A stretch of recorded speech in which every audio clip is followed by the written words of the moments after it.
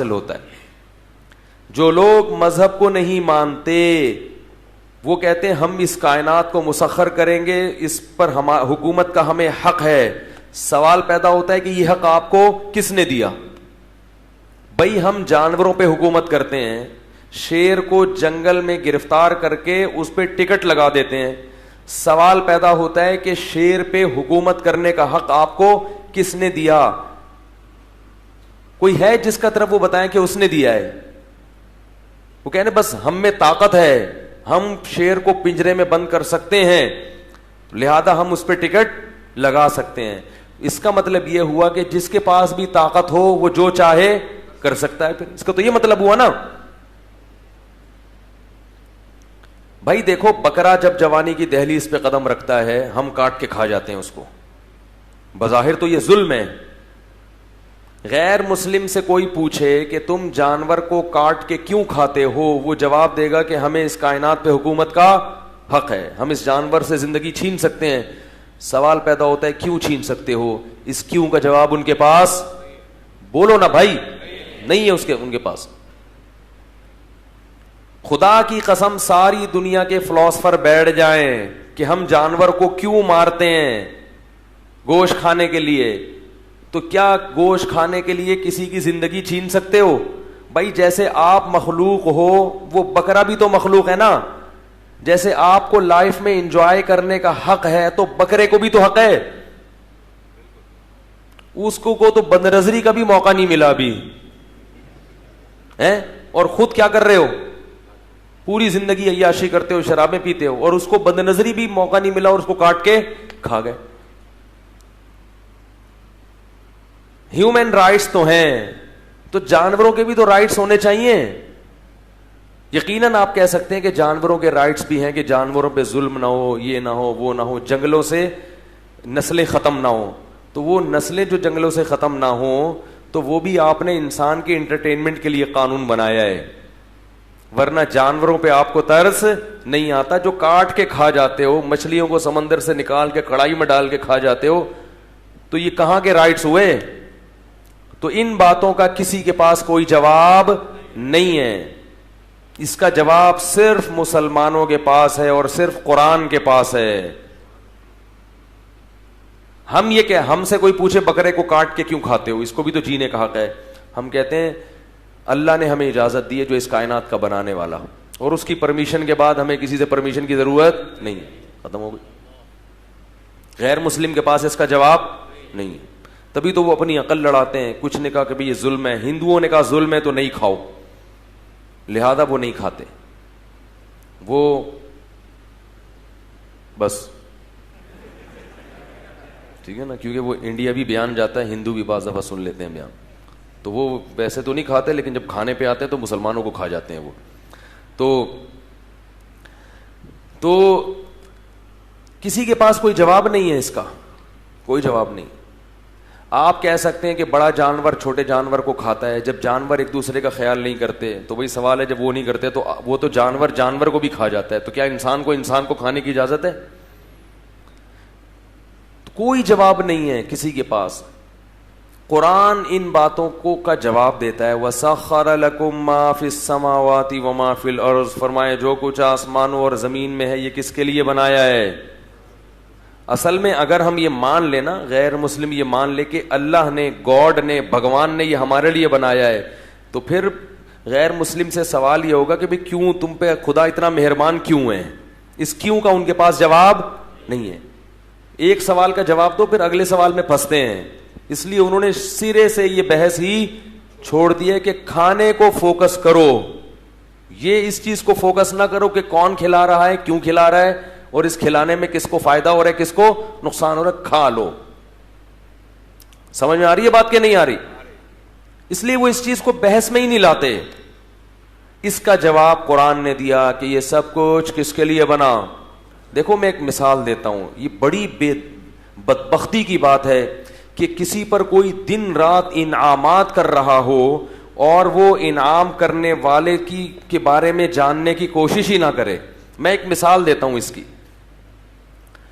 آپ کہیں جہاز میں بیٹھے ہوئے تھے, ہوائی جہاز کریش ہوا کہیں آپ جنگل میں, فرض کریں کہ جہاز گر گیا اور بچ گئے آپ, ایسے ہوتے ہیں نا ڈاکومنٹریز میں, برف میں جہاز پھنس گیا, آپ نکلے اور پتہ نہیں چلا تو آپ بھی برف بن گئے اور کسی نے گولے گنڈے میں ڈال کے آپ کو کھا لیا.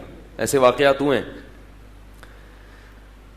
کہیں جہاز برف میں پھنسا, آپ وہاں سے نکلے, اکیلے تھے اور جنگل میں آپ پہنچ گئے, بیابان میں, جہاں ایسی جنگل ہے جہاں نہ کھانے کا کوئی ذریعہ اور نہ پینے کا کوئی ذریعہ. اب آپ موت کے انتظار میں ہیں کہ یہاں نہ پانی ہے نہ بندوق ہے. دیکھو میرے بیان کا اصول یہ ہے کہ جب بات ادھوری چھوڑوں تو آپ نے اس بات کو مکمل کرنا ہے, تاکہ مجھے احساس رہے کہ جاگ رہے ہیں. تھوڑی بات جاگ کے سنی جائے یہ بہتر ہے کہ سو کے انسان کی بات سنی جائے. تو آپ جنگل میں, بہت اہم باتیں ہیں یہ, باتیں اگر سمجھ میں آ جائیں پوری زندگی انشاءاللہ تبدیل کرنے کا ذریعہ بن جائیں گی. یہی وہ باتیں ہیں جو آج انسان کی سمجھ میں نہیں آ رہی. بڑے بڑے سائنسدانوں کی سمجھ میں اتنی موٹی موٹی باتیں نہیں آ رہی. تبھی آج کا نوجوان انگریزوں کو فالو کر رہا ہے, گوروں کو فالو کر رہا ہے کہ بھائی وہ ہیں اصل, وہ بہت بڑی مسٹیک کر رہے ہیں, بہت بڑا جرم ہو رہا ہے ان سے, ان کو ان کی اتباع کرنے کی ہمیں اجازت نہیں ہے. جو فیشن وہاں سے آ رہا ہے اس کو لے رہے ہیں, جو نظریہ وہاں سے آ رہا ہے اس کو لے رہے ہیں, جو تھیوری وہاں سے آ رہی ہے اس کو لے رہے ہیں.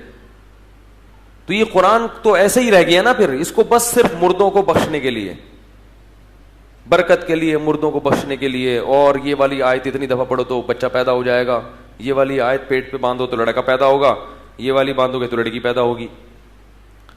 یہ چل رہا ہے مارکیٹ میں. جن آ گیا, چڑیل آ گئی, بھوت آ گئے, آیت الکرسی پڑھو. اب تو لوگوں نے قرآن کے علاوہ اور چیزیں بہت ایجاد کر لی ہیں تعویذ گنڈوں میں جو ہے نا, روحانیت میں.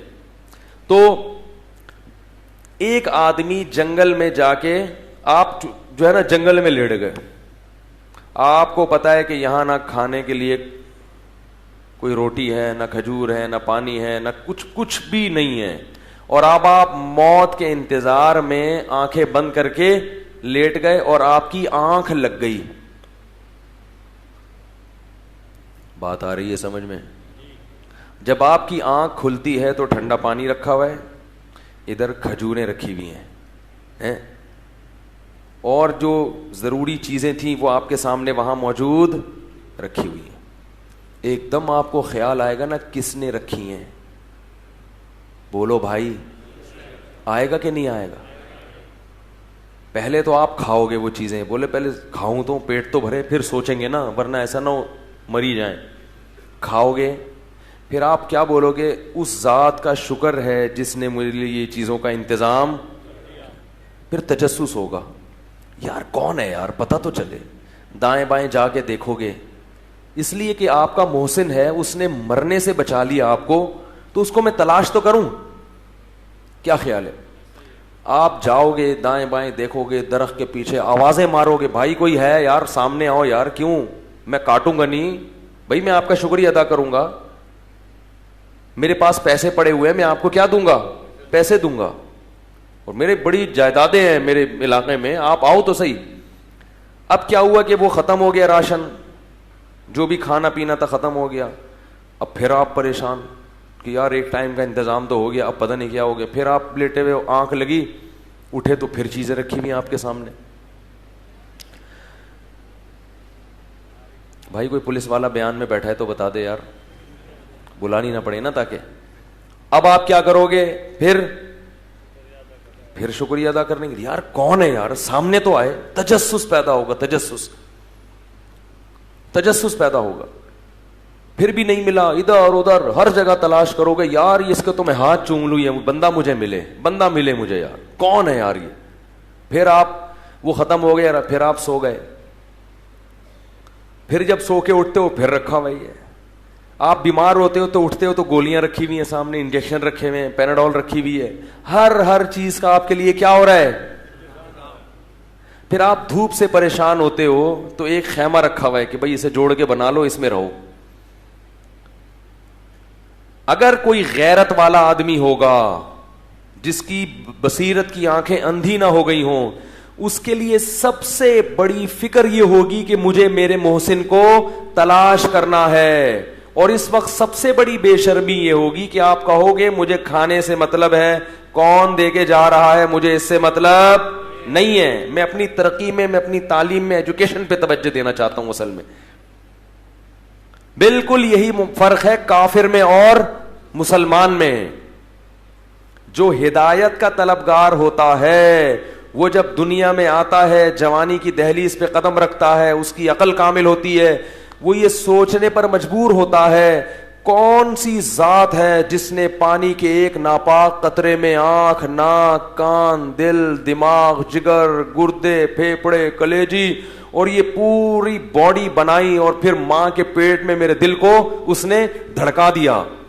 کیسا دھڑکتا ہے دل ماں کے پیٹ میں, آج تک میڈیکل سائنس اس کو ڈیفائن نہیں کر سکی ہے کہ بچے میں جان کیسے پڑتی ہے, یہ کون سی طاقت ہے جو بچے کے دل کو چلا دیتی ہے.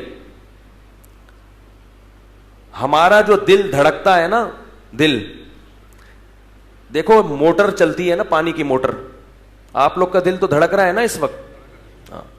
پانی کی جو موٹر چلتی ہے تو اس کو کرنٹ چاہیے نا, توانائی چاہیے اس کے گراریوں کو گھمانے کے لیے, پھر وہ پانی سک کرتی ہے اور آگے پھینکتی ہے. تو دل بھی ایسا ہی کرتا ہے, خون کو سک کرتا ہے اور پچکاری مار کے آگے پھینکتا ہے. تو اس کو حرکت دینے کے لیے کوئی چیز, انرجی چاہیے نا, کوئی سپلائی چاہیے نا, اس کو کرنٹ چاہیے. وہ کرنٹ آتا ہے, بولو بھائی, دماغ سے, جس سے اس وقت آپ ابھی بہت کام لے رہے ہیں الحمدللہ. وہ کرنٹ کہاں سے آئے گا؟ دماغ سے آئے گا. دماغ سے کرنٹ آتا ہے جس سے وہ دل حرکت کرنا شروع کرتا ہے. لیکن دماغ کرنٹ پھینکنے کے لیے بلڈ کا محتاج ہوتا ہے. بلڈ کا سرکولیشن دماغ میں شروع ہوگا تو وہ زندہ ہوگا, اور زندہ ہو کے اپنا کام کرنا شروع کرے گا. اور بلڈ کے سرکولیشن کے لیے دل کا پہلے دھڑکنا, آپ کی آواز نہیں آئی بھائی, وہ جو پیچھے بیٹھے ہیں, آپ کو کہہ رہا ہوں سفید پگڑی والے, دل کا پہلے دھڑکنا کیا ہے؟ ضروری ہے. تو دل دھڑکے بغیر دماغ میں جان نہیں پڑے گی, وہ کرنٹ نہیں پھینکے گا, اور کرنٹ پھینکے بغیر دل دھڑکے گا نہیں. میں نے ڈاکٹروں سے یہ سوالات پوچھے, کہہ رہے آج تک سائنس اس راز پہ مطلع نہیں ہو سکی ہے کہ پہلی دفعہ کیا ہوتا ہے, کرنٹ پہلے آتا ہے یا دل پہلے دھڑکتا ہے. اگر کرنٹ پہلے آتا ہے تو جان پڑے بغیر, دل کے دھڑکے بغیر دماغ میں زندگی کیسے پیدا ہو گئی؟ اور اگر دل پہلے دھڑکتا ہے تو دماغ میں کو بلڈ کا سرکولیشن سے کرنے سے پہلے وہ دھڑکا کیسے؟ تو یہ جوان ہونے کے بعد ہر انسان کیا یہ باتیں سوچنے پر مجبور ہوتا کہ یار پانی کے ایک قطرے سے ماں کے پیٹ میں فی ظلمات ثلاث, قرآن کہہ رہا 3 اندھیروں میں بنایا ہے. 3 اندھیروں میں, 3 پردے ہیں ماں کے پیٹ میں جہاں انسان کی کیا ہوتی ہے؟ تعمیر ہوتی ہے اس کی. اور تعمیر کن چیزوں سے ہوتی ہے؟ یہ بھی عجیب سوال ہے. قرآن کہہ رہا ہے انا خلقناکم من تراب, تمہارا جو بھی مادہ تیار ہوتا ہے نا, سب سے پہلے مٹی ہے. مٹی سے گھاس بنتی ہے, مٹی سے تناور درخت پیدا ہوتا ہے, مٹی سے پھل فروٹ پیدا ہوتے ہیں, والدین وہ چیزیں کھاتے ہیں, وہ مٹی ہے. زمین کھود کے دیکھو تو نہ اس میں خربوزہ ہے نہ تربوز ہے, ایک بیج ہوتا ہے, اسی گوشت اور گوبر کے ملاپ سے اس بیج سے اللہ خربوزے, آم, پپیتے اور پتہ نہیں کیا کیا پیدا کر دیتے ہیں. یہی چیز جب والدین کھاتے ہیں, یہی مٹی, تو اللہ تعالیٰ اس مٹی کو خربوزے سے بنا کے اولاد کے جرثوموں میں تبدیل کر دیتے ہیں. اسی مٹی سے گوشت بھی مٹی سے بنتا ہے. گائے بھینس یہ کھاتی ہے نا چارہ, یہ چارہ کہاں سے آیا؟ مٹی سے. وہی تمام جو خوراک آپ کھاؤ گے وہی انسان کے باڈی کا کیا بنے گی؟ حصہ. پھر ماں جب یہ چیزیں کھاتی ہے, روٹی کھائے گی, اسی روٹی سے بچے کی آنکھ بنے گی, اسی روٹی سے بچے کی ناک بنے گی, اسی روٹی سے بچے کے, خدا کی قسم یہ اتنا عجیب نہیں ہے کہ آپ سوتے ہو آپ کے قریب کوئی کھجوریں رکھ کے چلا جاتا ہے.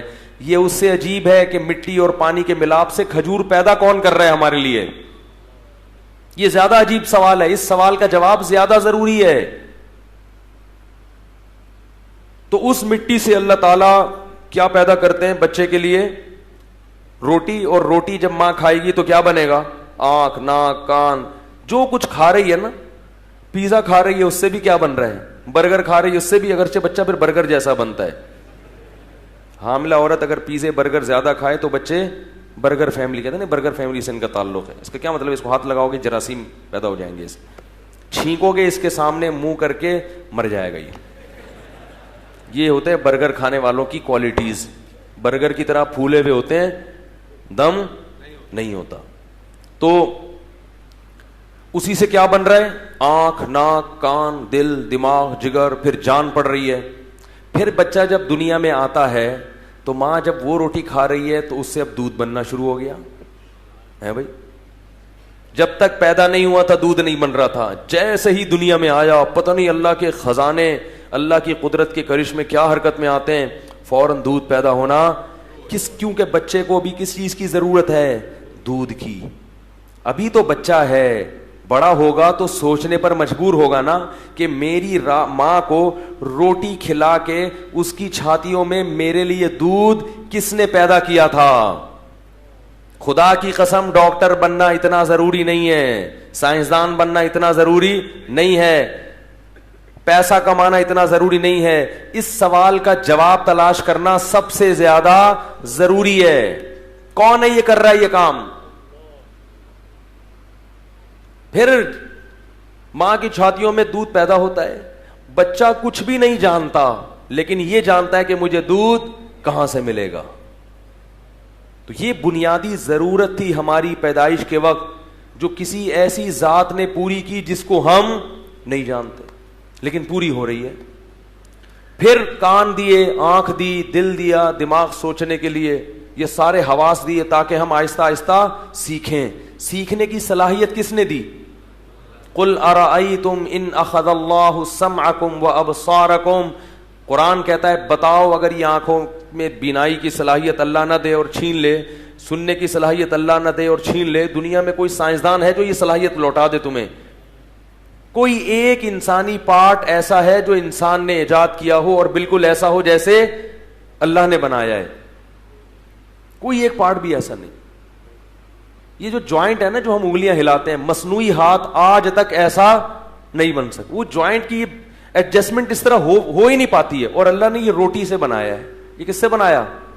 روٹی سے بنایا, خربوزے سے بنایا, تربوز سے بنایا. ماں جو کھا رہی ہے اس سے انگلیاں بن رہی ہیں اور جوائنٹ بن کے اپنی اپنی جگہ کیا ہو رہے ہیں. ریڑھ کی ہڈی کے جو جوائنٹ ہے نا, یہ ایسی کلاکاری ہے اس میں, ایسی صنعت سازی ہے کہ سائنسدان آج تک حیران ہے کہ ایسے مہروں کو ایڈجسٹ کیا ہے بغیر نٹ بولٹ کے, بغیر نٹ بولٹ کے ایسے ایک کے اوپر ایک, ایک کے اوپر عمارت بنا دی ہے. ذرا سی سیٹنگ آؤٹ ہوتی ہے تو آدمی کا آدھا دھڑ آؤٹ, آدھا صحیح چل رہا ہے, آدھا کیا ہو گیا تھوڑا سا ایک رگ دبتی ہے نا معمولی سی. اتنا پیچیدہ نظام ہے. تبھی تو قرآن, فزکس کی کتابیں آپ کو یہ نہیں بتائیں گی. فزکس کی کتاب آپ کو یہ بتائے گی کہ خربوزہ کھانے سے یعنی کتنے کلومیٹر فی گھنٹہ کی رفتار سے آپ خربوزے کے باغ کی طرف جائیں تو خربوزے تک پہنچ جائیں گے. فزکس آپ کو یہ بتائے گی. بایولوجی آپ کو یہ بتائے گی کہ خربوزہ کھانے سے کیا فائدہ ہوگا.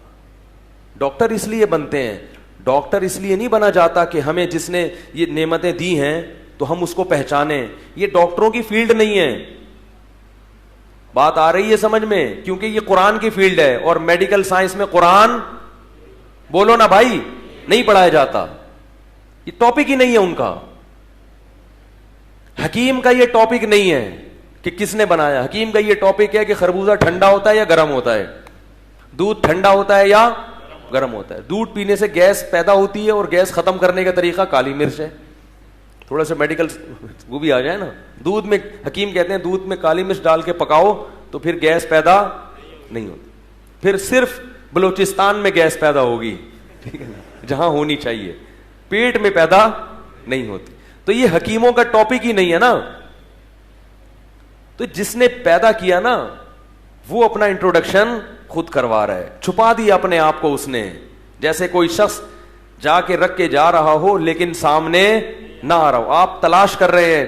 تو جب ہم جوانی کی دہلیز پہ قدم رکھتے ہیں, عقل کامل ہوتی ہے, تو اللہ کہتے ہیں نیک لوگ پھر تلاش کرنے کی کوشش کرتے ہیں کون ہے جس نے مجھے پیدا کیا اور پیدائش کے بعد میری جسمانی ضرورتوں کو بھی پورا کیا اور روحانی ضرورتوں کو بھی. اس نے باپ بھی دیا اور ماں بھی دی. ماں کی شفقت بچے کو بچپن میں نہ ملے, کوئی عورت بچے کو ماں کی طرح نہیں پال سکتی. بچہ اتنا بچے جس طرح کی شرارتیں کرتا ہے نا اور تنگ کرتا ہے, اس کے لیے جب تک وہ محبت نہ ہو جو ماں کے سینے میں اندر رکھی ہے, اس محبت کے بغیر بچے کو پالنا ممکن نہیں. بچے سارے غیر مقلد ہوتے ہیں. ہمارے بھائی کوئی اہل حدیث بیٹھے ہو معذرت, مزاج چلتا ہے یار مارکیٹ میں, اتنا تو برداشت کیا کرو. بچے سارے کیا ہوتے ہیں؟ غیر مقلد. کیا مطلب؟ دلیل سمجھنے کی صلاحیت نہیں ہے مگر ہر بات پہ دلیل چاہیے. اب ماں باپ سمجھا بھائی یہ کھا لو, کیوں؟ بچے ایسے ایسے سوال پوچھتے ہیں نا, کیوں. اس کا حل کیا ہے؟ ایک تھپڑ لگاؤ. اگر بچوں کو دلائل سے سمجھانا شروع کر دو تو کیوں کے جواب میں ختم ہو جائے گے سارے. تو کس قدر تنگ کرتے ہیں, لیکن اللہ نے ماں باپ کے دل میں ایسی محبت رکھ دی, چونکہ بچے کو ایسی محبت کی ضرورت تھی لہذا اللہ نے ماں کے سینے میں ایسی محبت ڈال دی. باپ کے دل میں اللہ نے اولاد کے لیے ایسی محبت ڈال دی. پھر جب وہ جوانی کی دہلیز پہ قدم رکھتا ہے, قرآن کہتا ہے کہ اس خوراک دودھ کے بعد پھر اناج کی ضرورت پیش آتی ہے نا. ساری زندگی دودھ پیتے رہو گے تو فائدہ. یہ بات خوب یاد رکھیں اچھی طرح سے کہ بچہ جب 6 مہینے کا ہو جاتا ہے تو اس کے لیے دودھ اتنی اہمیت نہیں رکھتا, اس کے لیے اناج کی اہمیت. کیونکہ آج لوگ دودھ کو پاگل ہو گئے ہیں, دودھ کے فضائل سن کے. دودھ کی بڑی ویلیو ہے, میں مانتا ہوں, لیکن روٹی کی اہمیت دودھ سے زیادہ ہے. روٹی کی اہمیت.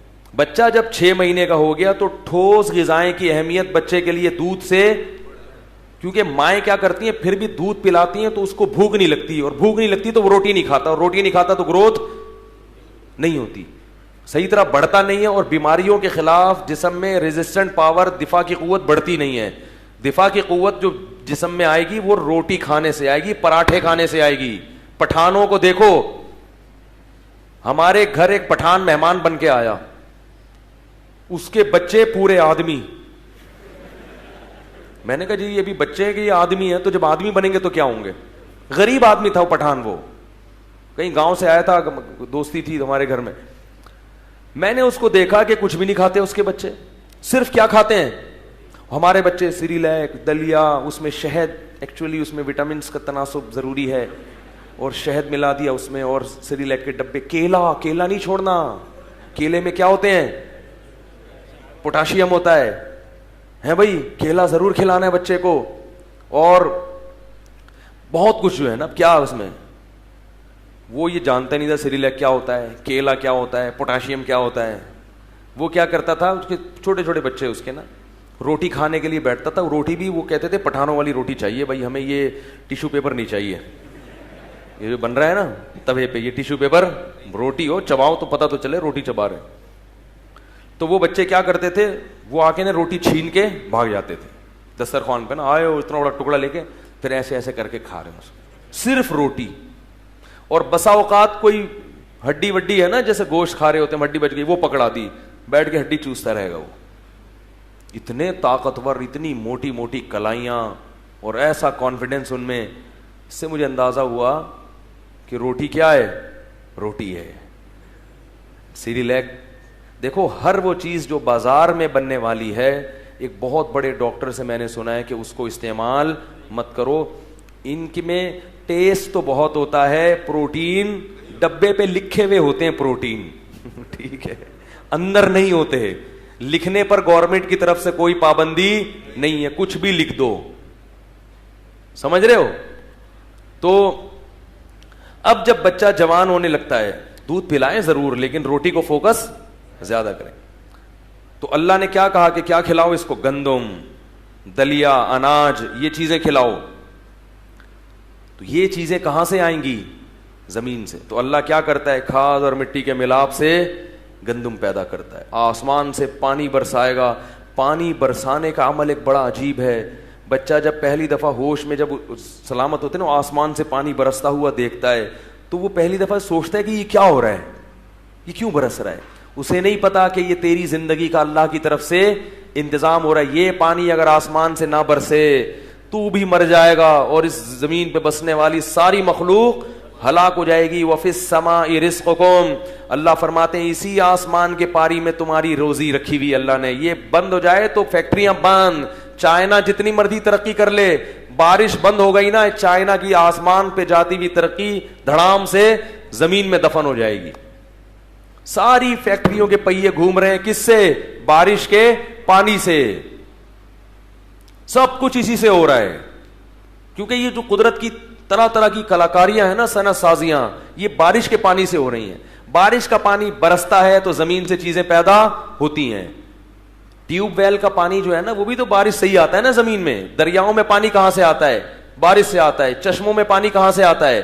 بارش سے آتا ہے. ہر جگہ پانی کہاں سے سیراب ہو رہا ہے؟ بارش سے آ رہا ہے. کیسا نظام بنایا اللہ نے.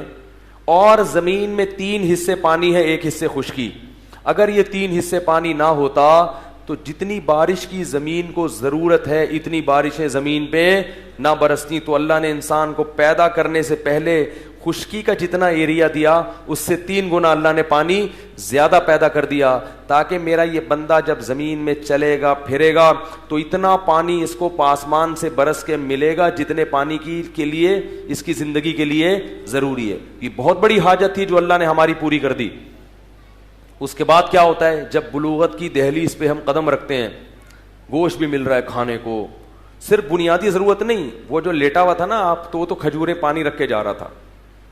یہاں اللہ صرف کھجوریں پانی نہیں, خربوزے بھی, آم بھی, تربوز بھی, اور خوبانیاں بھی, اور بولو بھائی سیب بھی. سیب میں گولڈن بھی ہے بھائی, اور آم میں چونسا بھی ہے, لنگڑا بھی ہے, دسوری بھی ہے, انور رٹول بھی ہے, 20 قسم کے آم. قرآن کیا کہہ رہا ہے؟ یسقا بماء واحد, ایک پانی سے سب پیدا ہو رہا ہے. وَنُفَضِّلُ بَعْضَهَا عَلَى بَعْضٍ فِي الْأُكُلِ, مگر ان کے ذائقوں میں فرق دیکھو. کسی کو لنگڑا پسند ہے, کسی کو دسیری پسند ہے, کسی کو انر وٹول پسند ہے, کسی کو آم سرے سے پسند نہیں تو بھائی تو خربوزہ کھا لے, خربوزہ پسند نہیں ہے تو بھائی تربوز کھا لے, وہ بھی پسند نہیں ہے تو گرما کھا لے, سردہ کھا لے, سر نہ کھا میرا کم از کم جا کے. کہتے ہیں اتنی چیزیں کھانے کے لیے اللہ نے پیدا کر دی تو سر کھانے کی کیا ضرورت. کتنی طرح طرح کی. وَلَقَدْ كَرَّمْنَا بَنِي آدَمَ, فرمایا بنی آدم کو بڑی عزت دی ہم نے. اتنی نعمتیں. ٹیمپریچر کیسے درمیانی رکھا گیا ہے. سورج کی کرنیں اگر براہ راست ہم پہ پڑنا شروع ہو جائیں تو جلا کے راکھ کر دیں. اس کو روکا ہوا ہے, اس میں گیسز پیدا کر کے چھان چھان کے وہ کرنیں ہم پر آ رہی ہیں, تاکہ جتنی ضرورت ہے زمین کو جتنا ٹیمپریچر چاہیے اتنا ملے, نہ اس سے زیادہ نہ اس سے کم. یعنی آپ اگر سو رہے تھے, آنکھ بند ہوئی تو سامنے کوئی پنکھا بھی رکھ کے چلا گیا آپ کے, ہیں بھائی, تاکہ اس کو ہوا بھی, بولو نا, تو آپ کو تو اور تعجب ہو گیا, تو پنکھا رکھ کے چلا گیا, ٹیمپریچر بھی مینٹین رکھ رہا ہے. یہ کیسی کیسی چیزیں اللہ نے پیدا کی. پھر جب بلوغت کی دہلیز پہ قدم رکھتا ہے, مرد ہے تو اس کے دل میں عورت کی طلب پیدا ہوتی ہے, عورت ہے تو اس کے دل میں مرد کی طلب. تو مرد کے لیے عورت کو اور عورت کے لیے مرد کو پیدا کر کے نکاح کو آسان بنا دیا. جعل لکم من انفسکم ازواجا لتسکنوا الیہا, تمہاری جنس کے جوڑے پیدا کیے تاکہ تمہیں ان سے سکون اور اطمینان محسوس ہو. اگر اللہ عورت کو پیدا نہ کرتا, مرد ہوتے, زندگی میں جو ایک سکون اور اطمینان کی زندگی ہے وہ انسان کی تباہ ہو جاتی. عورت ہوتی, مرد نہ ہوتے, عورت کی زندگی میں سکون اور اطمینان پیدا نہیں ہوتا. یہ بھی ضرورت تھی, تو اس ضرورت کا بھی اللہ نے انتظام کر دیا. پھر انسان کیا, ہر مخلوق کی خواہش ہے اس کا خاندان ہو, اس کا گھر آباد ہو. تو اللہ فرماتے ہیں جعل لکم من ازواجکم بنین وحفدا, اسی بیوی سے بیٹے بھی دیے اور انہی بیٹوں سے پوتے بھی دیے, تمہیں اولادیں دی اس نے تمہیں. تو ہر ضرورت پوری ہو رہی ہے, ہر چیز کیا ہو رہی ہے. اب کافر کیا کرتا ہے, اس کا جرم کیا ہے. جو سیکولر لوگ ہیں نا, لبرل لوگ, وہ مذہب کا بہت مذاق اڑاتے ہیں, مولویوں کا بڑا مذاق اڑاتے ہیں. ابے یہ کیا نماز روزے زکوٰۃ حج پہ لگا دیا انہوں نے, گورا دیکھو ترقی کر کر کے کہاں پہنچ گیا. کر لو ترقی, آنا کس کے پاس ہے, اللہ کہہ رہے ہیں جہاں مرضی نکل. یہ ایسے ہی ہے جیسے دو آدمی لیٹے ہوئے, دونوں کی آنکھ لگتی ہے, ایک کھجوریں دونوں کو ملتی ہے, ایک اپنے مالک کو تلاش کر رہا ہے اور دوسرے کو پتہ بھی چل گیا کہ مالک کہاں ہے, مگر اس کا شکریہ ادا کرنے کے لیے تیار نہیں ہے, اور کیا یہ بیوقوف ہے, یہ مالک کا شکریہ ادا کرنے جا رہا ہے, اسے پیسے دینے جا رہا ہے, اور میں ترقی کر رہا ہوں. میں کیا کر رہا ہوں؟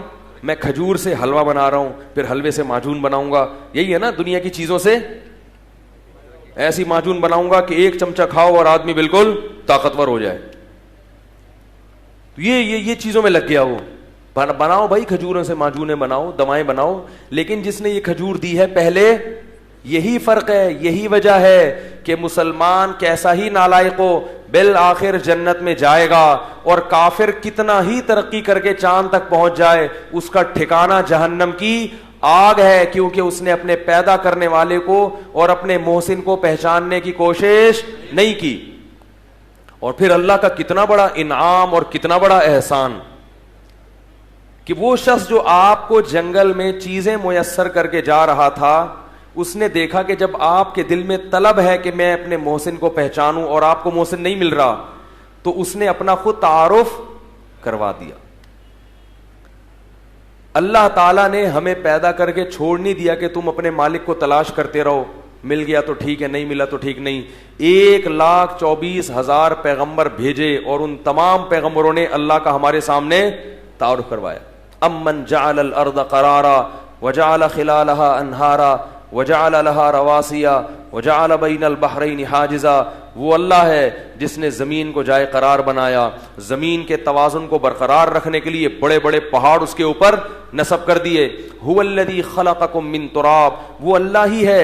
ہم کہہ رہے ہیں کون ہے بھائی, ایک ضمیر سے آواز آ رہی ہے نا, کون ہے, کون کھلا رہا ہے, بارشیں کون برسا رہا ہے, ماں باپ کی نعمت کس نے دی, ماں کی چھاتیوں میں دودھ کے چشمے کس نے جاری کر دیے, کس نے یہ گندم کو پیدا کیا, کس نے لہلاتی فصلوں کو پیدا کیا, کس نے سوکھے چارے سے ہمارے لیے دودھ پیدا کیا. ان لکم فی الانعام العبرہ, فرمایا چوپایوں میں عبرت کا سامان ہے. نسقیکم مما فی بطونہ, سوکھا چارہ کھلاتے ہو, اسے رگڑ کے دیکھو تیل کا ایک قطرہ نہیں نکلے گا. یہی سوکھا چارہ بھینس کو کھلا کے دیکھو, تمہارے رب میں ایسے سافٹ ویئر اس میں انسٹال کر دیے ہیں, چکنا گاڑا دودھ تمہارے لیے وہ اپنے تھنوں سے نکال کے دے گی.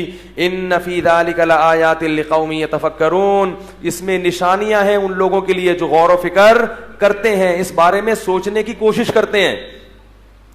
الحم سے لے کے والناس تک قرآن اپنا اللہ کا تعارف کروا رہا ہے اور بتا رہا ہے کہ تمہیں مالک نہیں مل رہا نا, ہم بتاتے ہیں کون ہے. هو الذی, وہ اللہ ہے, وہ اللہ خلقکم من تراب, جس نے مٹی سے بنایا. فَإِذَا أَنْتُمْ بَشَرٌ تَنْتَشِرُونَ, انسان بن کے زمین میں دوڑتے پھرتے ہو. کیسی قدرت ہے, مٹی کے پتلے بنا بنا کے دنیا میں لا رہا ہے, اور وہ پتلے کیسے پھر رہے ہیں زمین میں, کوئی امریکہ جا رہا ہے, کوئی جاپان جا رہا ہے, آج میری فلاں جگہ کی فلائٹ ہے, آج فلاں جگہ کی فلائٹ ہے, کوئی انڈا موڑ پہ چائے پی کے آ رہا ہے, کوئی گٹکے کی دکان پہ بیٹھا ہوا ہے. یہ سب مٹی تھے, مٹی. ان مٹی کے پتلوں میں جان بنا بنا کے اس نے زمین کو بھر دیا. فرمایا وہ اللہ ہے, یہ خود سے نہیں ہو رہا. هو الذی خلق لکم من انفسکم ازواجا, وہ اللہ ہے جس نے تمہارے لیے عورت کو بنایا, بیوی کو بنایا. وجعل بینکم مودۃ ورحمہ, میاں بیوی میں کس قدر محبت ہوتی ہے. فرمایا کہ کس نے ڈال دی, یہ خود سے نہیں ہے, وہ اللہ ہے جس نے میاں اور بیوی کے درمیان محبت کو ڈال دیا. پھر وہ اللہ ہے جو اس بیوی سے تمہیں اولاد دیتا ہے, پھر وہ اللہ ہے جو اولاد سے تمہیں پوتے اور نواسے دیتا ہے. فرمایا خلق السماوات والارض, تمہیں سوال پیدا ہوتا ہے یہ کون ہے جس نے آسمانوں کو بنایا. فزکس کی کتاب اس بارے میں بحث, کیمسٹری کی کتاب آپ کو نہیں بتائے گی, کوئی ڈاکٹر نہیں بتائے گا. اللہ نے بتایا خلق السماوات والارض, وہ اللہ ہے جس نے آسمانوں اور زمین کو بنایا. وسخر الشمس والقمر, کروڑوں سال گزر گئے ہیں, زمین سے 9 لاکھ گنا بڑا ہے. کہتے ہیں لوگ کہ سورج زمین سے کتنا بڑا, اتنا بڑا بلب. آپ اندھیرے میں تھے, کوئی چھوٹا سا بلب 0 کا لگا کے چلا جائے, آپ شکر ادا کرتے نہیں تھکتے, یار میں گھپ اندھیرے میں بیٹھا ہوا تھا, شکر ہے کسی نے لالٹین جلا دی. کہتے ہیں نا لوگ, شکر ہے کسی نے کچھ روشنی دی, آنکھوں کو کچھ نظر آئے.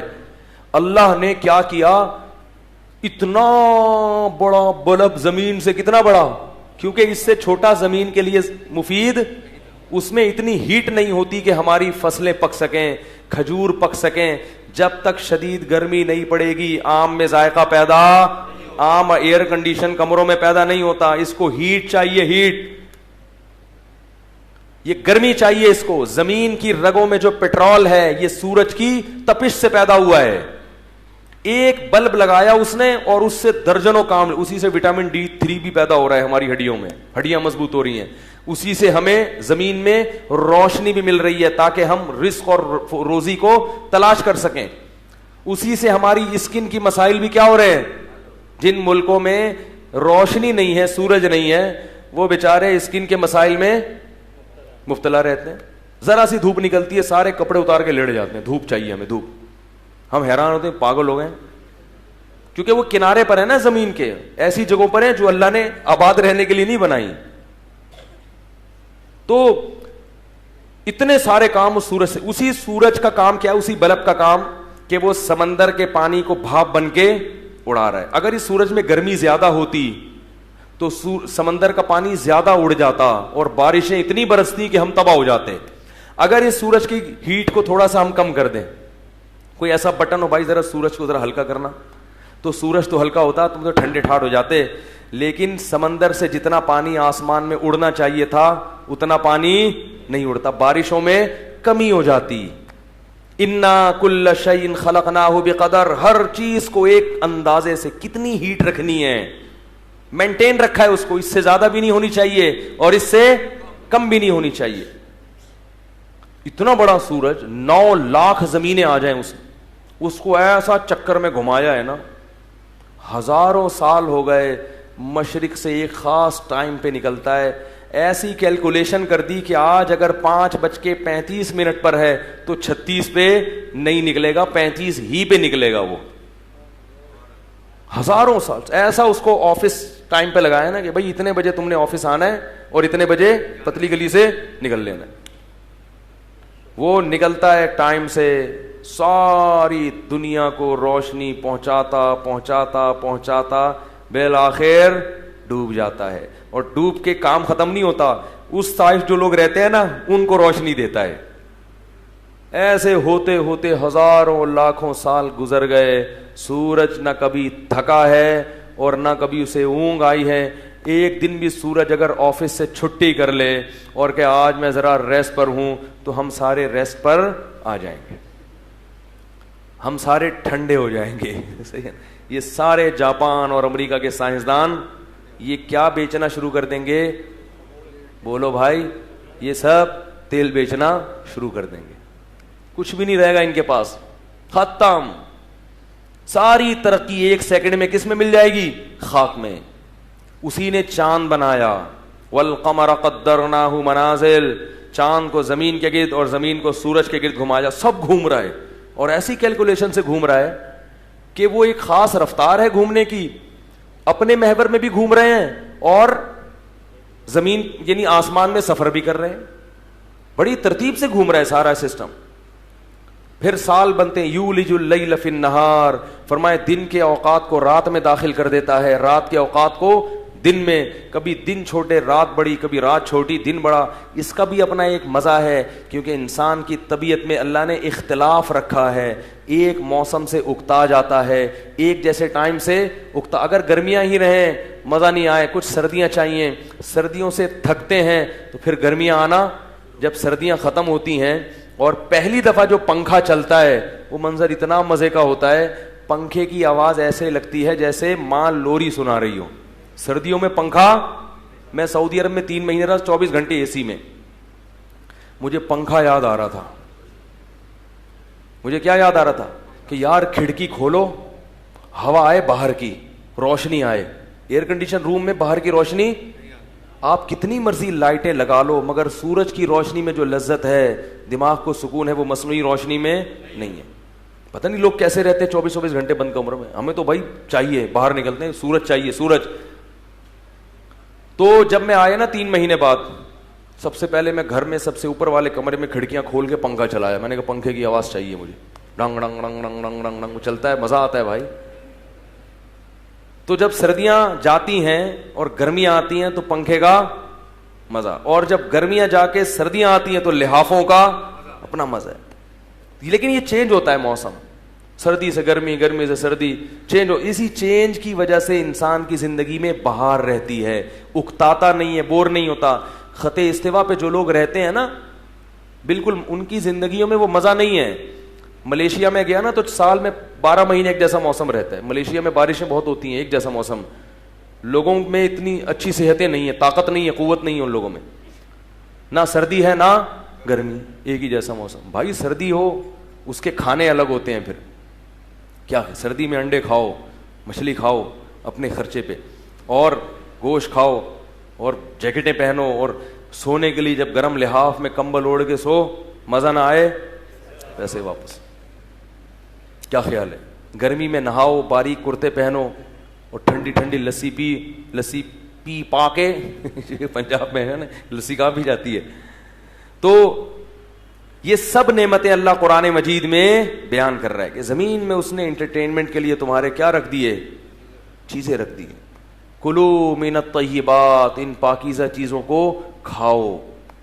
تو انسان اپنے رب کو تلاش کرنے کے لیے, جو غیرت مند انسان ہے وہ کیا کرتا ہے, سوچتا ہے یار یہ کون ہے جو کر رہا ہے, سورج, چاند, یہ چوپائے جو اس نے بنائے ہمارے لیے, اس میں دودھ بنایا, انہی جانوروں میں اون پیدا کر دی ہمارے لیے, انہی جانوروں کی کھال سے ہم لیدر بناتے ہیں, اس کے جناب جیکٹیں بنتی ہیں, اسی کے جوتے بنتے ہیں, اور پتہ نہیں کیا کیا. قرآن کہتا ہے کہ وَإِن تَعُدُّوا نِعْمَتَ اللَّهِ, سمندر کی نعمت کو اللہ نے بیان کیا کہ ایک کام نہیں کر رہا سمندر, درجنوں کام کر رہا ہے.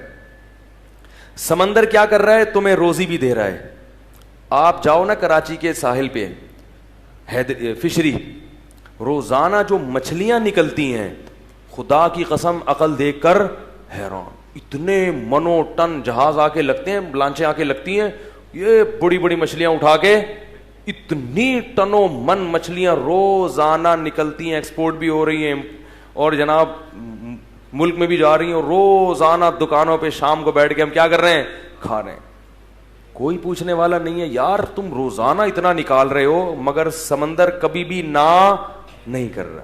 جب بھی لانچ لے کے جاؤ گے سمندر کہے گا یہ لو بھائی, یہ لکھو, یہ پاپلیٹ بھی ہے, یہ سرمئی بھی ہے, اور یہ دھوتر بھی ہے, مشکا بھی ہے, اور آنگڑا بھی ہے, تو بانگڑا بھی ہے. بنگالی زبان میں پتہ نہیں مچھلی بانگڑا مچھی.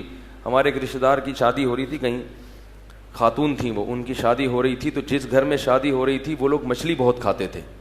تو کسی نے ان کو تانا دیا, تو اب تو آنگڑا مچھی بھی ملے گی اور بانگڑا مچھی بھی ملے گی. ٹھیک ہے نا. تو اتنی مچھلیوں کی قسمیں سب کھا رہے ہیں دبا کے. پھر وہی سمندر, بارش بھی وہی سمندر, تجارت کا بھی بہت بڑا ذریعہ ہے.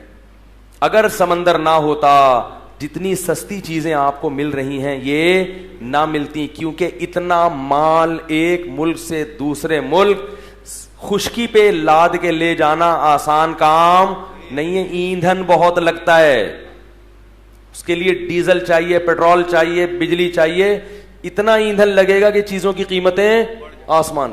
سمندر کو اللہ نے ایسا بنایا, وَلَهُ الْجَوَارِ الْمُنْشَآتُ فِي الْبَحْرِ كَالْأَعْلَامِ, کہ سمندر اپنی پشت پہ پہاڑوں جیسے جہازوں کو لاد کے چلتا ہے, اور ٹنوں منوں من گندم اپنی پشت پہ لاد کے ایک کنارے سے دوسرے کنارے پر پھینک دیتا ہے. جا کے سمندر کے کنارے پر جو بندرگاہیں ہوتی ہیں ان میں جا کے دیکھو کہ اللہ کیسے لوگوں کو رزق دے رہا ہے. او ادھر سے چائنا سے جہاز آ رہا ہے لدا ہوا, اس جہاز کے پیچھے جہاز لگے ہوئے ہوتے ہیں, اتنا مال آ رہا ہے. وہاں سے جی لیپ ٹاپ کی کھیپ آ رہی ہے, صحیح ہے نا, ہوتا ہے نا, لیپ ٹاپ کی کیا آئی ہے, کھیپ آئی ہوئی ہے, LED آئی ہوئی ہے. بھائی اتنی مال آتا ہے, اتنا مال, گندم آیا ہوا ہے, خربوزے آئے ہوئے ہیں, پتہ نہیں کیا کیا آ رہا بھی ہے اور جا بھی رہا ہے. یہاں سے جہاز آ کے لگ رہے ہیں اور لنگر ان کے پھینکے جا رہے ہیں, وہاں سے مال اترتا ہے اور ادھر سے مال چڑھتا ہے. ہوائی جہازوں سے یہ ممکن نہیں ہے, ٹرینوں سے یہ ممکن نہیں ہے. میں پہلے ڈاک یارڈ میں ہوا کرتا تھا, جب میں نے کیا نا اس وقت پاکستان نیوی کا نہیں ڈاک یارڈ, کچھ 6 مہینے میں نے وہاں اپرینٹسشپ کی ہے. تو میں وہاں اتنے بڑے بڑے تجارتی جہاز میں نے دیکھے ہیں ایک چائنا سے جہاز آیا, اتنا بڑا جہاز تھا کہ یہ جو کنٹینر ہیں ایسے لگ رہا تھا جیسے ماچس کی ڈبیاں رکھی ہوئی ہیں سجا کے, سینکڑوں کنٹینر. کتنا مال ایک ٹائم پہ وہاں سے اٹھا کے یہاں لے آیا, اور ہم کھا رہے ہیں. ہوائی جہاز اگر یہ لے کر آتا, ایک کنٹینر ہوائی جہاز نہیں اٹھا, اور اٹھا کے لاتا بھی نا, اتنا ایندھن خرچ ہو جاتا کہ یہ چیزیں کیا ہو جاتی, 20 گنا مہنگی ہو جاتی. تو اللہ نے فرمایا وَلَهُ الْجَوَارِ الْمُنشَآتُ فِي الْبَحْرِ كَالْأَعْلَامِ, یہ جو اونچے اونچے پہاڑوں جیسے جہاز ہیں یہ بھی اسی خدا کی قدرت ہے کہ اس نے سمندر کے سینے کو تمہارے لیے مسخر کر دیا. وَتَرَى الْفُلْكَ مَوَاخِرَ فِيهِ, اور تم ان کشتیوں کو, جہازوں کو دیکھتے ہو کہ سمندر کا سینہ پھاڑتے ہوئے چل رہے ہوتے ہیں. یہ اس نعمت, جہاز جب چلتا ہے نا کیسے لہروں کو پھاڑتا ہوا جاتا ہے. اللہ کہتے ہیں یہ جو لہریں پھٹ رہی ہیں اور سمندر تمہیں ڈبو نہیں رہا, اس سمندر کو تمہاری خدمت میں کس نے لگایا ہے؟ وہ بھی اللہ نے لگایا ہے. وہ کھجوروں کی پلیٹ رکھ کے گیا, پانی رکھ کے گیا, اس کی تو تجسس ہو رہا ہے کہ کون ہے, پکڑائی میں آئے تو شکریہ ادا کروں گا. جس نے بنایا, عدم سے وجود میں لایا, رشتوں میں محبتیں دے دی اس نے, اور اس نے آسمان سے پانی برسایا اور جانوروں کے تھنوں سے چکنا گاڑا, سوکھے چارے کے ذریعے دودھ نکالا, اور ایک پانی, ایک گوبر اور ایک مٹی کے ملاپ سے طرح طرح کی فصلیں پیدا کر دیں. اس کے بارے میں یہ سوچنے کے لیے تیار ہی نہیں ہے کہ وہ کون ہے, وہ مجھ سے کیا چاہتا ہے, وہ کن باتوں سے خوش ہوتا ہے اور کن باتوں سے ناراض ہوتا ہے. اس کی فکر ہی نہیں ہے. مجھے تو بس ڈاکٹر بننا ہے, مجھے تو فنکار بننا ہے, مجھے تو اداکار بننا ہے, مجھے تو انجینئر بننا ہے, مجھے پیسہ کمانا ہے, مجھے دنیا میں شہرت حاصل کرنی ہے, مجھے سکون چاہیے, میں اسٹریس کو برداشت نہیں کر سکتا, نماز سے میری نیند خراب ہوتی ہے, مجھے ڈاکٹر نے 8 گھنٹے کی نیند کا مشورہ دیا ہے, روزہ میں نہیں رکھ سکتا, روزے سے ایکچولی مجھے ویکنیس سی محسوس سی ہونا سی شروع ہو جاتی ہے. ویکنیس بھی نہیں ہوتی, ویکنیس سی کوئی چیز محسوس بھی نہیں ہوتی, محسوس سی بھی سی ہوتی ہے. لوگ میرے پاس آتے ہیں نا, قبض ہو گیا ہے, روزہ چھوڑ سکتے ہیں, ایسے ایسے سوالات آتے ہیں. مجھے جو ہے نا وہ کچھ, مجھے پیاس بہت لگتی ہے. تو بھائی جس رب نے بنایا ہے اس کے بھی تو کچھ احکام ہیں. وہ کہہ رہے میں اتنا کر رہا ہوں کہ قرآن کے الفاظ دیکھو, جب اللہ اپنی نعمتوں کو بیان, میں تو پوری نعمتیں بیان نہیں کی ہیں تو کر بھی نہیں سکتے. قرآن کہہ رہا ہے کہ لو انما فی الارض من شجرۃ اقلام. قرآن بڑی بلیغ کتاب ہے. اللہ جب مثالیں دیتے ہیں نا, یہ بنایا, یہ بنایا, یہ بنایا, یہ بنایا, یہ بنایا, پھر اللہ کہتے ہیں کیا تمہیں نعمتیں گنواؤں, تم ایسا کرو, ایک میرے مشورے پر ایک کام کرو, جتنے دنیا میں درخت ہیں ان کو تراش کے قلم بنا لو. کیا کرو, ان کو تراش کے, ایک درخت سے لاکھوں قلم بن سکتے ہیں. جتنے درخت ہیں سب اس کام پہ لگ جاؤ کہ ان درختوں کو کیا بنا لو, قلم. اور جتنے سمندر ہیں ان کو کیا بنا لو, سیاہی. اور پھر اس قلم کو سیاہی میں ڈبو کے اللہ کی نعمتوں کو لکھنا شروع کرو. اللہ فرماتے ہیں لا تحصوها, قلم ختم ہو جائیں گے اور سمندروں کی سیاہی خشک ہو جائے گی. ما نفدت کلمات اللہ, اللہ کی نعمتیں ختم نہیں ہوں گی, نہیں ہو سکتی وہ ختم. لا تحصوها, تم شمار کر نہیں سکتے. ان الانسان لظلوم کفار, واقعی انسان بڑا ظالم اور بہت بڑا ناشکر ہے. وفی انفسکم, فرمایا باہر کی نعمتوں کو بعد میں, سر کے بال سے لے کے پاؤں کے ناخن تک جو نعمتیں دی ہیں ان کو گنو. یہ دماغ کی نعمت, آنکھ کی نعمت, کتنے رنگوں میں آنکھ فرق محسوس کرتی. آنکھ ایک ایسا ڈیجیٹل کیمرہ ہے جو اتنے میگا پکسل ویڈیو بناتا ہے کہ ابھی تک یہ جو انسانی ہاتھ کے بنے ہوئے کیمرے ہیں یہ وہاں تک نہیں پہنچے. کیسی صاف ویڈیو بنا رہا ہے نا, بالکل آپ ہی نظر آ رہے ہیں, نہ دھندلے آ رہے ہیں, نہ 1 کے 2 آ رہے ہیں, نہ 2 کے 4 آ رہے ہیں. جو ہمارا جو کیمرہ ہے, بعض دفعہ میں خود ویڈیو میں کبھی دیکھتا ہوں میں دھندلا آ رہا ہوتا ہوں, تو بھائی مجھے تو لاؤ پورا ہے بھائی, ایڈجسٹ کرنے میں ٹائم لگتا ہے. اللہ نے دونوں آنکھیں ماں کے پیٹ میں ایڈجسٹ کر کے فٹ کر دی ہے بھائی, اور اس وقت سے لے کے 40 سال تک تو بالکل فٹ رہتی ہیں. 40 سال کے بعد صرف قریب کی نظر کمزور ہوتی ہے, اور جو دور کی کمزور ہوتی ہے وہ بھی ہماری اپنی حماقتوں سے ہوتی ہے. اس کا اتنا غلط استعمال کیا ہوتا ہے کہ وہ کیا ہونا شروع, موٹے موٹے کیا لگ جاتے ہیں, چشمے لگ جاتے ہیں. وہ اس لیے کہ ہماری اپنی حماقتیں. دل کی دھڑکن, جو دل دھڑکنا شروع ہوتا ہے ماں کے پیٹ میں, یہ دھڑک دھڑک کے کبھی تھکتا, یہ ایسی موٹر نہیں ہے کہ اب اس کی ریپیئرنگ ہو, اب اس کی کلچ کچرا آ گیا, یہ آ گیا. اگر یہ کچرا آ رہا ہے تو یہ ہمارے پراٹھے ہیں غلط غلط قسم کے, اور الٹی سیدھی چیزیں, بازاری چیزیں. اگر جو اللہ نے پیدا کی ہیں نا وہی کھاتے رہتے تو دل میں کچرا, بولو بھائی, نہ دل کے پانے میں کچرا آتا, نہ دل کے پلک میں کچرا آتا. یہ دل 100 سال جیتا, کیونکہ ہم ڈبوں کے عادی ہو گئے ہیں. اللہ نے کہا یہ بھینس کا دودھ میں نے پیدا کیا, ہم نے کہا اللہ نہیں, یہ میری سمجھ میں نہیں آتا. کمپنی اس بھینس کے دودھ کی ایسی کی تیسی کرے گی, اس میں کیمیکل ملائے گی, پھر وہ جو ڈبے میں جائے گا وہ پیوں گا میں. تو نے معاذ اللہ غلطی کر لی جو بھینس کو تھنوں میں, ڈاکٹر کہتے ہیں نا جراثیم, او بھائی کوئی جراثیم مراسیم نہیں ہے, یہ جراثیم والا اس بغیر جراثیم سے زیادہ اچھا. یہ دودھ خراب اسی لیے ہوتا ہے کہ جراثیم اس کو لفٹ کراتے ہیں. ڈبے کے دودھ کو جراثیم بھی لفٹ کرانے کے لیے تیار, بولو بھائی, نہیں ہوتے. گوشت پروٹین سے بھرپور چیز ہے, اس لیے جلدی خراب ہوتی ہے. ہر وہ چیز جو پروٹین سے بھرپور ہے وہ اکثر جلدی خراب ہوتی ہے. اس کا حل یہ نہیں ہے کہ اس کو کیمیکل لگا کے اس کی بیڑا غرق کر دو, اس کا حل یہ ہے کہ جراثیم پیدا ہونے سے پہلے اس کو استعمال کر لو. گوشت تازہ کھاؤ, دودھ تھنوں سے نکالا اور تازہ تازہ پی جاؤ. لیکن نہیں, چائے پیئیں گے ہیں بھائی, دودھ نہیں پیئیں گے, اور پیئیں گے تو ڈبوں کا پیئیں گے, کمپنی کا پیئیں گے. تو یہ تو ہماری اپنی حرکتیں ہیں نا. اللہ نے گندم پیدا کیا, بھائی اس میں فائبر بھی ہے, اس میں گندم بھی ہے. ہم نے کیا فائبر نکالا سارا, اور وہ سفید ربڑ کے پراٹھے بنائے, ربڑ کی روٹیاں بنائیں, اور ربڑ کھانی ہم نے, ڈبل روٹی بنائی, وہ کھانی ہم نے شروع کر دی. تو اس نتیجہ کیا نکلا, بیماریاں پیدا ہونا شروع ہو گئیں. تو اتنی نعمتیں کہ اللہ کیا فرما رہے ہیں کہ یہ قلم بنا کے لکھنا شروع کرو گے تو نعمتیں ختم نہیں ہوں گی. تو بھائی یہ سب کچھ اس نے کیوں کیا, کہ وہ چاہتا ہے کہ لوگ مجھے پہچانیں, اور پہچان کر پھر چھوڑ نہ جائیں. جیسے کیا ہوا کہ وہ جو رکھ رہا ہے نا, آپ کی خدمت کر رہا ہے, آپ کو ایک دن مل گیا, آپ نے کہا آپ نے کیا یہ سب, کہ ہاں ماشاء اللہ, السلام علیکم. میں چاہ رہا تھا کہ مجھے پتہ چلے کہ کون یہ خدمت کر رہا ہے, مجھے پتہ چل گیا, میری نالج میں اضافہ ہو گیا, السلام علیکم. وعلیکم السلام. چلو وہ کہے گا لو بھائی میں 10 سال سے اس کو جنگل میں کھلا رہا ہوں, اور یہ مجھے تلاش کر رہا تھا, اور السلام علیکم وعلیکم السلام, اور پتلی گلی سے نکل لیے. جو غیر مسلم اللہ کے وجود پر ایمان رکھتے ہیں وہ اللہ کو صرف اتنا ہی پہچانتے ہیں کہ گاڈ ہے جو یہ سب کچھ کر رہا ہے. باقی پھر ہماری ذمہ داری کیا ہے, گاڈ کا شکر کیسے ادا کرنا ہے. وہ کہتے ہیں اس کی ضرورت نہیں ہے, ہم شراب پیئیں گے, نائٹ کلبوں میں ناچیں گے, گاڈ کو ہم سے کیا لینا دینا. ہاں جب کوئی بہت بڑا مسئلہ ہوگا تو ہم کہیں گے او مائی گاڈ, اس کے لیے کون استعمال ہوگا, God, oh my God, for God sake. جب کسی کو واسطہ دینا ہوگا تو کیا کہیں گے, بھائی گاڈ کا واسطہ, تم اتنا, اس سے زیادہ گاڈ. گرل فرینڈ کے حقوق ہیں, بوائے فرینڈ کے حقوق ہیں, کتے کے حقوق ہیں, بنانے والے کے کوئی حقوق نہیں ہیں. تو یہ باتیں کون بتاتا ہے, قرآن. یہ بڑی اہم باتیں انسانی زندگی کے لیے.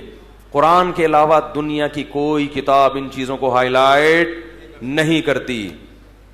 تو اب آخری بات کر کے اپنی بات کو ختم کرتا ہوں. دیکھو قرآن وہ کتاب ہے جس نے ہمیں ہمارے رب کی پہچان کرائی, اور ہمیں یہ بھی بتایا کہ وہ تم سے کیا چاہتا ہے اور کیا نہیں چاہتا. تو کتنی بدقسمتی کی بات ہوگی کہ اتنے بڑے راز پر ہم مطلع ہو گئے کہ ہمیں اللہ کا پتہ بھی چل گیا اور یہ بھی پتہ چل گیا کہ وہ ہم سے کیا چاہتا ہے اور کیا نہیں چاہتا, پھر بھی ہم اس قرآن کو نظر انداز کر کے اپنی منمانی زندگی گزاریں. کتنے افسوس کی بات ہے اور کتنی بڑی محرومی کی بات. ایسے لوگوں کے لیے اللہ نے جہنم کی آگ تیار کر کے رکھی ہے, اتنا سخت عذاب کہ اتنی بڑی نعمت تمہیں ملی تھی اور تم اس نعمت سے نظریں چراتے رہے. تو اتنا بڑا جرم ہے کہ اس کے نتیجے میں اللہ نے کیا رکھا ہے, جہنم کی آگ. تو اللہ ہم سے کیا چاہتا ہے, پہلی بات یہ چاہتا ہے کہ مجھے ایک مانو, میرے ساتھ کوئی شریک, کیونکہ اس کائنات میں میرے علاوہ کوئی اور بادشاہ ہوتا تو کائنات کا نظام تباہ و برباد ہو جاتا. مشکل کشا حاجت روا صرف اور صرف کسے سمجھو, بولو بھائی, مجھے. میں کر رہا ہوں. اب آپ کے سامنے کوئی کھجورے رکھ کے گیا, آپ نے کہا یہ تو کر رہا ہے مگر وہ بھی کر رہا ہے, وہ بھی کر رہا ہے, وہ کہے گا بھائی میں کر رہا ہوں, موت سے میں نے تمہیں بچایا. اس کو غصہ آئے گا نا. ایسے ہی اللہ کو بھی غصہ آتا ہے کہ پانی کے قطرے سے انسان کس نے بنایا؟ میں نے. آنکھ ناک کان, اس میں نہ کوئی پیغمبر میرے ساتھ شریک, بلکہ پیغمبروں کو بنانے والا بھی میں ہی ہوں. اس میں نہ کوئی پیغمبر شریک, نہ کوئی بزرگ شریک, نہ کوئی فرشتہ شریک. ارونی ماذا خلقوا من الارض, فرمائے جن کو مشکل کشا حاجت روا سمجھتے ہو کہ تمہاری حاجتیں پوری کریں گے, بتاؤ انہوں نے زمین اور آسمان میں سے کس حصے کو بنایا ہے؟ کچھ انہوں نے بنایا تو بتاؤ نا, یا میرے ساتھ مل کے انہوں نے کیا بنایا ہے؟ کسی پیغمبر نے اللہ کے ساتھ شریک ہو کر کچھ بھی نہیں بنایا, نہ کسی فرشتے نے, نہ کسی جن نے. تو اللہ کا قرآن میں پہلا مطالبہ کیا ہے کہ میرے ساتھ کسی کو شریک. بعض لوگ زبان سے شریک نہیں کرتے, عمل سے شریک کر رہے ہوتے ہیں. جب آپ نے کہہ دیا کہ وہ بھی مشکل کشا, وہ بھی اولاد دے سکتا ہے, وہ بھی اولاد دے سکتا ہے, وہ بھی میری بگڑی بنا سکتا ہے, اس کا مطلب آپ نے اللہ جیسا دوسرا اللہ بنا لیا ہے. تو زبانی دعوے نہیں چلیں گے, عمل چلے گا, عمل. بات آ رہی ہے سمجھ میں؟ دوسرا اللہ نے مطالبہ کیا کیا بہت زیادہ, وہ کہ جب مجھے پہچانتے ہو تو کچھ میرے حقوق ہوں گے اور کچھ میری, بولو نا ابے یار یہ بھی نہیں پتا, مخلوق کے حقوق ہوں گے. میرے حقوق میں سب سے پہلے نماز ہے. اپنے کاموں میں مشغول رہو, لیکن 5 وقت ندا لگے گی حی علی الصلاۃ کی.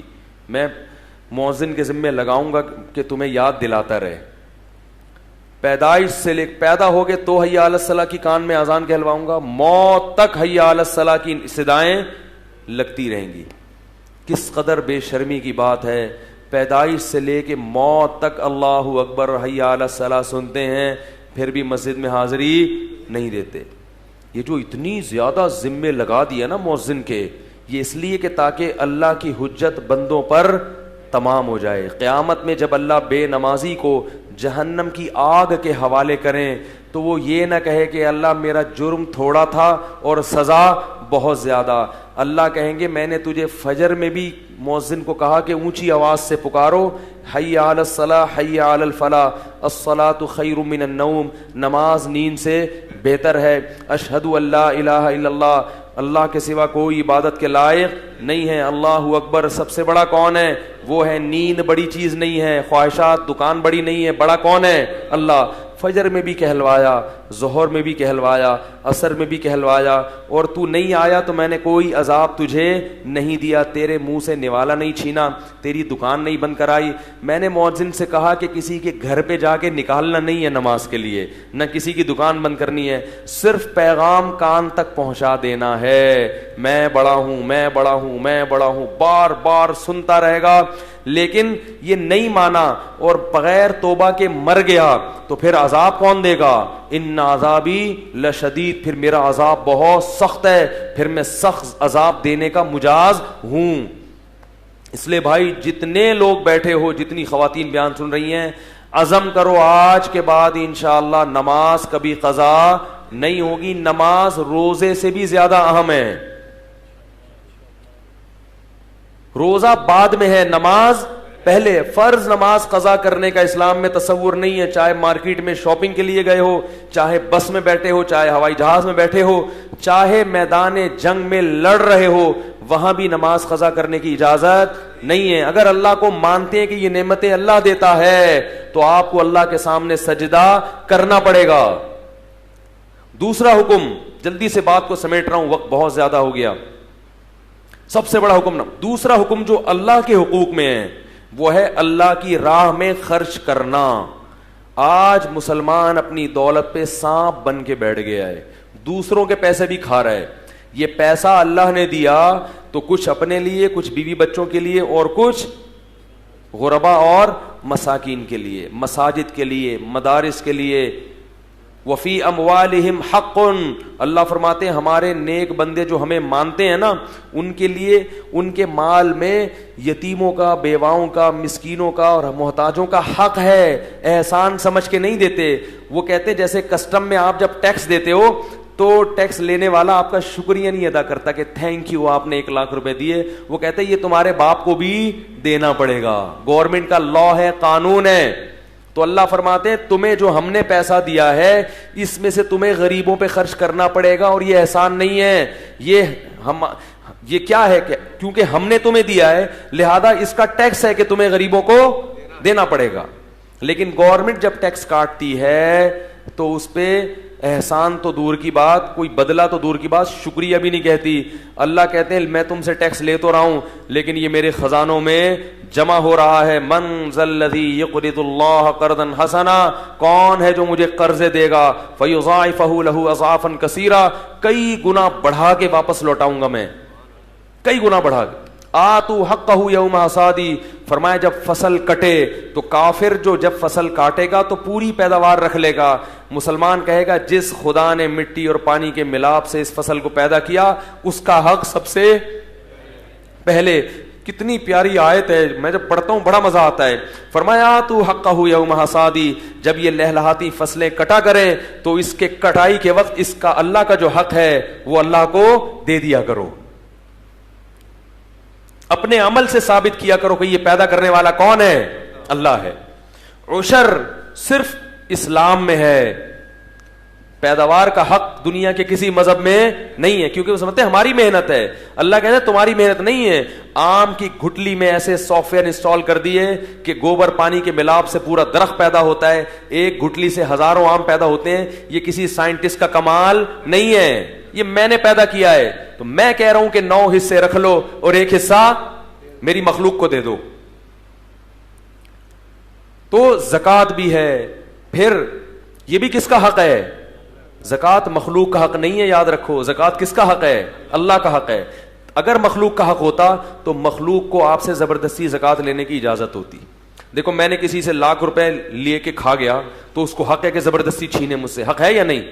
لیکن میرے اگر زکوٰۃ ہے تو غریب کو مجھ سے زکوٰۃ چھیننے کا حق نہیں ہے, کیونکہ یہ زکوٰۃ غریب کا حق نہیں ہے. کس کا حق ہے, اللہ کا. اللہ نے کہا مجھے دینا ہے لیکن میں اپنا نمائندہ کس کو بنا رہا ہوں, غریب کو. یہ میری طرف سے وکیل ہے, یہ اصل نہیں ہے. اس لیے فقہاء نے بڑا عجیب نقطہ بیان کیا. فرمایا جب ہم غریب کو زکوٰۃ دیتے ہیں تو یہ زکوٰۃ غریب کے ہاتھ میں نہیں جاتی, اللہ کے ہاتھ میں جاتی ہے. پھر اللہ کے ہاتھ سے کہاں جاتی ہے, غریب کے ہاتھ میں. یعنی ہم غریب کو نہیں دیتے, غریب کو کون دیتا ہے, اللہ.